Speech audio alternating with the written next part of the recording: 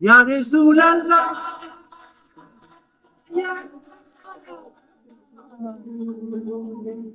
Ya Rasulallah,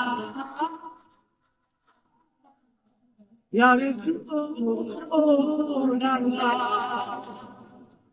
Rahmatul lil alamin, Shafi'ul muslimin, Rahmatul lil alamin, Shafi'ul muslimin, Khatimun Nabi, Ya Rasul, Ya Rasulallah, Ya Rasulallah. As-salatu was-salamu alayka ya Rasulallah. As-salatu was-salamu alayka ya Habibullah. As-salatu was-salamu alayka ya Habibullah. As-salatu was-salamu alayka ya Khalilullah. As-salatu was-salamu alayka ya Nabi Allah. As-salatu was-salamu alayka ya Khairul Khalqillah. As-salatu was-salamu alayka ya Sirajullah. As-salatu was-salamu alayka ya Shafi'ul muslimin. As-salatu was-salamu alayka ya rahmatul lil alamin. As-salatu was-salamu alayka ya Rasulallah, ya Rasulallah, ya Rasulallah, Ya Rasulallah, Ya Rasul,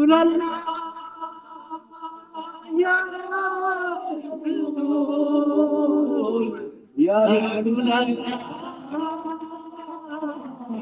Ya Rasulallah.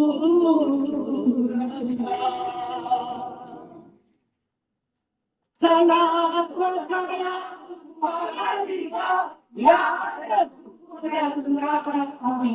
As-salam wa salam alayka, Ya Habibullah. As-salatu was-salamu alayka, Ya Rasulallah. As-salatu was-salamu alayka, Ya Habibullah. বিসমিল্লাহির রহমানির রহিম। আজকের মতো এমনই সুন্দর দিনে আমাদের প্রিয় জানের জান প্রাণের প্রাণ হযরত মুহাম্মদে মুস্তাফা আহমদে মুস্তাফা সাল্লাল্লাহু আলাইহি ওয়া সাল্লাম আমিনার গর্ভ থেকে ইয়াম্মতি ইয়াম্মতি বলতে বলতে দুনিয়াতে তাশরীফ নিয়েছিলেন এই পাপী বান্দাদের জন্য। তাই তার তরে ইয়া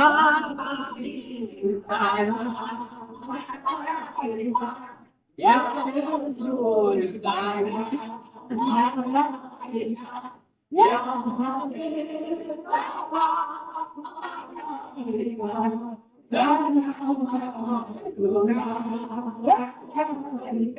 Ya Muhammad naam pyara, arsh par haq nam pukara, शेष पैगंबर हो हमारा। या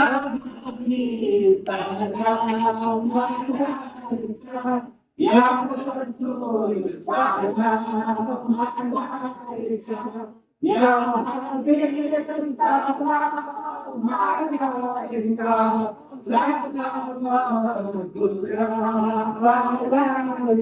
या सुल्ताने मदीना मोहब्बते ओही सकीना नूर से माबूद सीना मिश्को से बेहतर पसीना।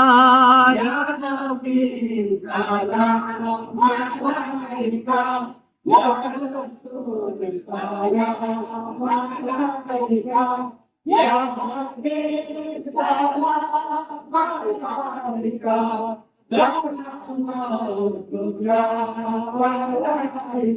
তুমি যে নূরের রবি, নিখিলের ধ্যানের ছবি, তুমি না এলে দুনিয়ায় আধারে ডুবি তো সবই।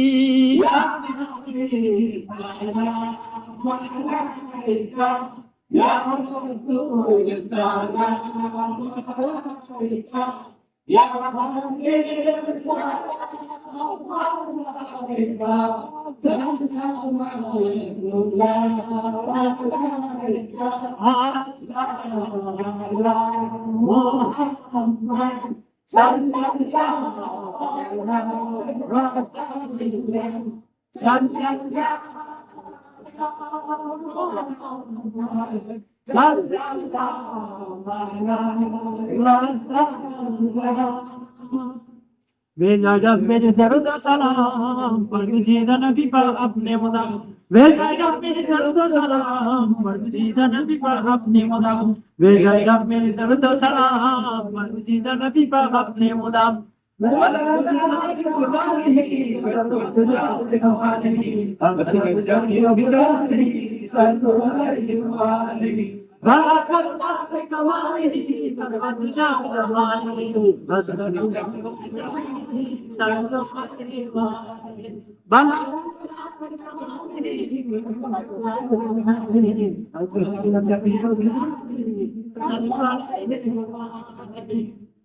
আমরা এবার মোনাজাত করব, তার আগে কটা কথা।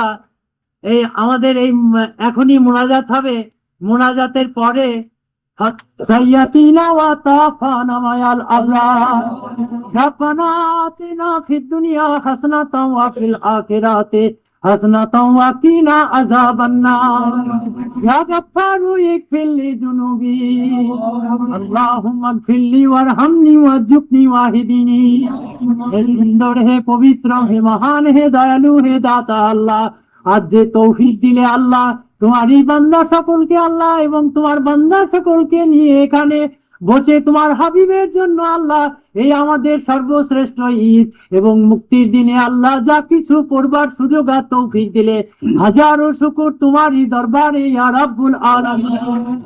আল্লাহ পড়ার ভুল ভ্রান্তি সংশোধন করে তোমার নিজ দরবারে গৃহীত কবুল করে আল্লাহ আমাদের জানের জান, প্রাণের প্রাণ সাল্লাল্লাহু আলাইহি ওয়াসাল্লামের আরওয়ায়ে সওয়াব এবং সালাম পৌঁছে দাও ইয়া রাব্বুল আলামিন। দিয়ে রাসূলুল্লাহ সাল্লাল্লাহু আলাইহি ওয়াসাল্লামের আওলাদ বিবিগণ, খুলাফায়ে রাশিদিন, পাক পাঞ্জাতন, চার কুরসি, যত রাদিয়াল্লাহু তাআলা আনহু, যত রাদিয়াল্লাহু তাআলা আনহা এবং কারবালার সমস্ত শহীদদের উপর আল্লাহ এই সওয়াব এবং সালাম পৌঁছে দাও আল্লাহ। যুগ যুগ ধরে আল্লাহ দেশে দেশে যত কারবালা অনুষ্ঠিত হয়ে গিয়েছে আল্লাহ, সমস্ত কারবালার সমস্ত শহীদদের উপর আল্লাহ এই সওয়াব এবং সালাম পৌঁছে দাও আল্লাহ। রাসূলুল্লাহ সাল্লাল্লাহু আলাইহি ওয়াসাল্লামের শাফায়াত যতদূর পর্যন্ত যাবে আল্লাহ, ততদূর পর্যন্ত এই দোয়া খায় পৌঁছে যাক ইয়া রাব্বুল আলামিন। আল্লাহ আজকের এই পবিত্র দিনে আল্লাহ আমাদের দেশকে আল্লাহ পরিপূর্ণ করে, সম্পূর্ণ করে, শান্তির দেশ করে আল্লাহ তুমি বিশ্বের বুকে আল্লাহ আদর্শ স্থানীয়, নেতৃস্থানীয় করে জিন্দাবাদ করে দাও ইয়া রাব্বুল আলামিন। আল্লাহ নিশ্চয়ই তুমি রহমানুর রহিম, গফুরুর রহিম। আল্লাহ আমাদের সবাইকে হযরত মুহাম্মদে মুস্তাফা, আহমদে মুস্তাফা, রসুলে করিম, রসুলে মকবুল, রসুল আকরাম সাল্লাল্লাহু আলাইহি ওয়া সাল্লামের বারো শরীফের পবিত্র একাত্তা করে দিন দুনিয়া তারাক্কি দিয়ে দিন ইসলামের মধ্যে থেকে তোমারই পথে চলার সুযোগ আর তৌফিক দিও ইয়া রাব্বুল আলামিন। আল্লাহ আজকের এই মাহফিলে আল্লাহ যারা উপস্থিত হতে পেরেছে আল্লাহ এবং যারা পারেনি, যারা যা কিছু দিয়ে সাহায্য করেছে এবং আল্লাহ আমাদের জন্য আশপাশে যারা কষ্ট স্বীকার করেছে আল্লাহ তাদের সবার উপর এবং এই আওয়াজ যতদূর গিয়েছে আল্লাহ, দাওয়াত পত্র যতদূর গিয়েছে আল্লাহ, যাদের কর্ণকুহরে আল্লাহ এই আওয়াজে কথা পৌঁছেছে সবাইকে রাসূলুল্লাহ সাল্লাল্লাহু আলাইহি ওয়াসাল্লামের বারো শরীফের আল্লাহ তথা মুহাম্মদী তরিকার পরিপূর্ণ একাত্তা করে দিন দুনিয়া তারাক্কি দিয়ে দিন ইসলামের পথে চলার সুযোগ আর তৌফিক দাও ইয়া রাব্বুল আলামিন। আল্লাহ আগামী দিনে যা কিছু তুমি মনোনীত করছো আল্লাহ, তাই কিছু আমাদের সবাইকে দান করো যেন তোমারই সৃষ্টির খেদমতে সুযোগ আর তৌফিক পাই ইয়া রাব্বুল আলামিন। নিশ্চয়ই তুমি রহমানুর রহিম গফুরুর রহিম আল্লাহ। আমাদের যে আল্লাহ আমরা জানাই অজানাই আল্লাহ, ছোট বড় সফি খফি জাহিরি বাতিনি আল্লাহ, যত গুনাহ খাদা অপরাধ করে ফেলেছি আল্লাহ, নফসের প্ররোচনায় আল্লাহ, নিজ গুণে আল্লাহ তুমি ক্ষমা করে দিও আমাদেরকে ইয়া রাব্বুল আলামিন। আল্লাহ এবং নফসে আম্মারা থেকে রেহাই ও নাজাত দিও, অন্যথায় কোনোদিন কোনো ক্রমে কোনো অবস্থায় আমরা পেরে উঠতে পারবো না ইয়া রাব্বুল আলামিন। তাই তোমাকে আত্মসমর্পণ করে ভিক্ষা চাইছি আল্লাহ, নফসে আম্মারা থেকে রেহাই ও নাজাত দিও ইয়া রাব্বুল আলামিন। আল্লাহ এবং এই বারো শরীফের আল্লাহ ভক্ত মুরিদান যে যেখানে আছে সবাইকে আল্লাহ, যারা এখন মোনাজাতে অংশ নিয়েছে যেখান থেকে যত দূর থেকে আল্লাহ, সবাইকে মোনাজাতে একত্রিত করো ইয়া রাব্বুল আলামিন।